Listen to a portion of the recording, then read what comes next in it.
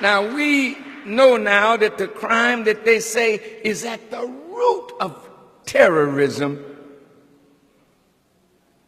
was not committed by Arabs or Muslims at all. What did you say, Farrakhan? Over 2,300 of America's trained architects and engineers have joined in calling for a new investigation of 9/11. Well, what is 9/11? Some of you don't even know what 9/11 is. And that's really bad. 9/11 was the destruction of the World Trade Towers. Does it ring a bell now?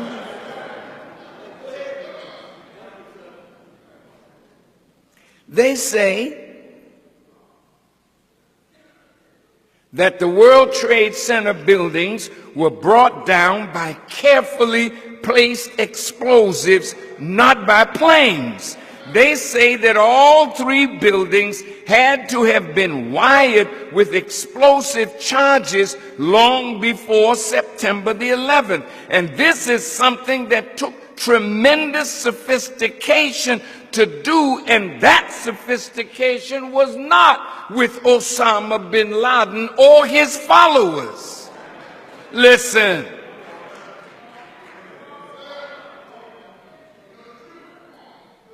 But if it was not Muslims, then who?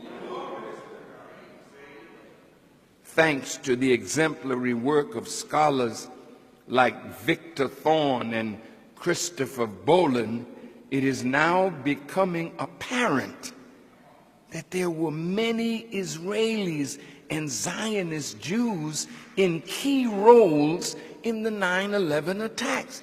Now look, if they can prove me wrong, like I said, I'll pay with my life. Since they want to kill me anyway, prove me wrong. We're dealing with thieves and liars and murderers. Listen to this. We know that many Israelis were arrested immediately after the attacks, but quickly released and sent to Israel. We know that the World Trade Center building was insured by its owner, Larry Silverstein, right before the attack, and in the insurance clause, there was a clause that if the building were damaged by terrorist acts, Mr. Silverstein would get paid. And guess what? Mr. Silverstein got $4.8 billion.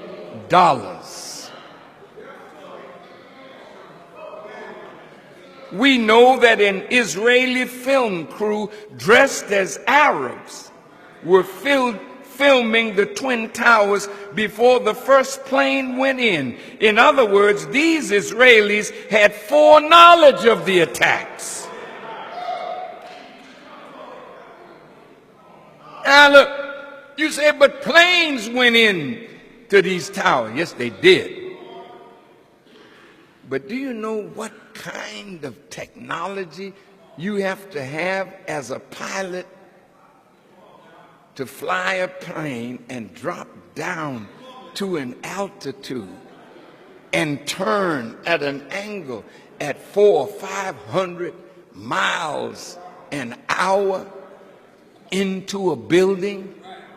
And the fuel of an airplane is not strong enough to create enough heat to melt the steel structure of that building.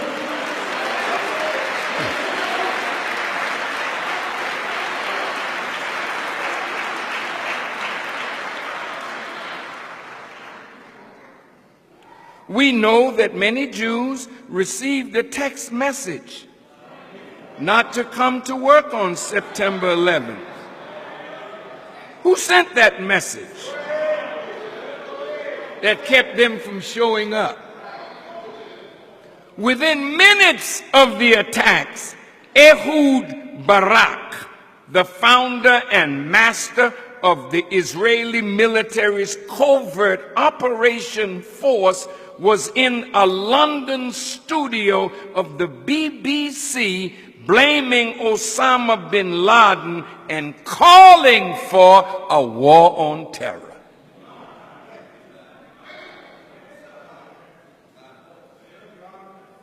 And we know that Benjamin Netanyahu told an audience in Israel, we are benefiting from one thing, and that is the attack on the Twin Towers and Pentagon and the American struggle in Iraq.